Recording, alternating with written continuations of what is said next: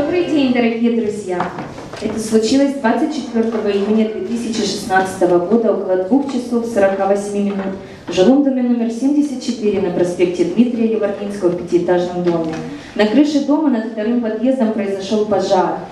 Огнем уничтожена крышу дома и повреждено деревянное перекрытие на общей площади более 1000 квадратных метров. Выявлено прогары в отдельных квартирах на 4-м и 5-м этажах.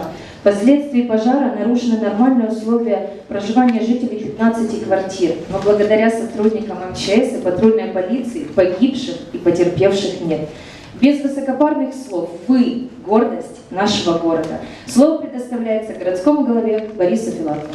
Я принял такое решение наградить вас, обратился к руководству МЧС, обратился к руководству национальной полиции, и по рекомендации ваших руководителей они отобрали наиболее отличившихся, и город говорит вам большое спасибо, низкий поклон, и давайте приступать к награждению. Спасибо.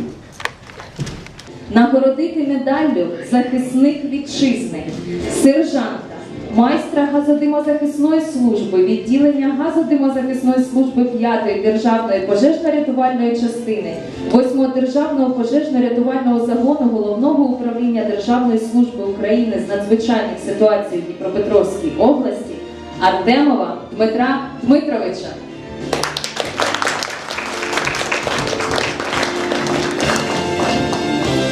Рядового поліції українському народу. Дерманця Олександра Вікторовича.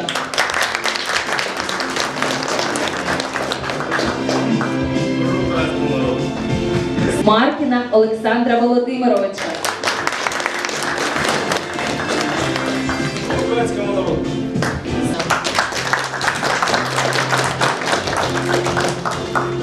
До управління Державної служби України з надзвичайних ситуацій у Дніпропетровській області Шалахманова Владислава Вікторовича.